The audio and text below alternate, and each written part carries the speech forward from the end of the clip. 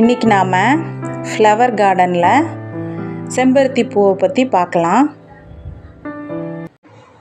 இதன் தாவரவியல் பெயர் ஹைபிஸ்கஸ் ரோசா சினென்சிஸ் ஆகும்.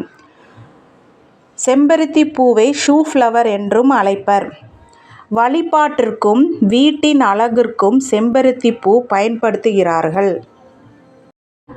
செம்பருத்தி பூ பூஜையில் பயன்படுத்துவது வீட்டில் அதிர்ஷ்டத்தையும் தங்குதடையற்ற பணவரவையும் தரும். இந்த மலர் அம்பாள் மற்றும் விநாயகருக்கு உகந்தது. காளி மற்றும் துர்க்கை அம்மனுக்கு சிவப்பு நிற செம்பருத்தி மிகவும் பிடித்தமான மலராகும்.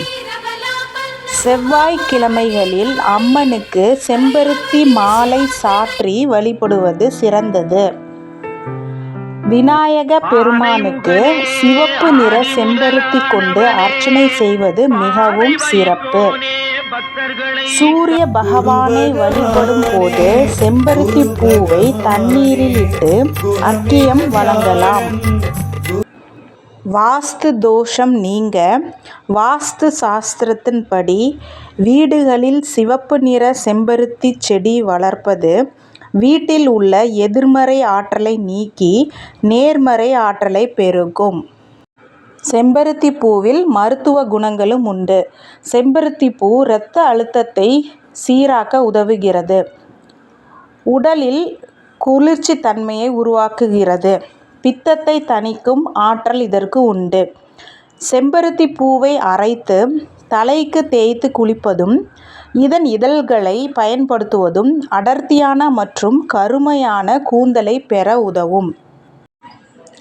பொடுகு தொல்லை உள்ளவர்கள் பூக்களை அரைத்து தலையில் தேய்த்து குளித்தால் பொடுகு மற்றும் பேன் தொல்லை நீங்கி தலைமுடிக்கு கண்டிஷனராக செயல்படும்.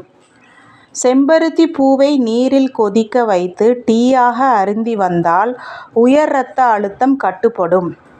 இரத்த சோகை உள்ளவர்கள் பூக்களை காய்ச்சி வடிகட்டி அத்துடன் தேன் கலந்து குடித்து வர இரத்தத்தில் ஹீமோகுளோபின் அளவு அதிகரிக்கும். வயிற்றுப்புண் வாய்ப்புண் குணப்படுத்த உதவும். வீட்டில் செம்பருத்தி செடி வளர்ப்பது மகாலட்சுமியின் அருள் பெற்று தரும். இப்படிப்பட்ட குணங்களை உடைய செம்பருத்தி பூவை நாம் நம் வீட்டு தோட்டத்தில் வளர்த்து பயன்பெறுவோமாக.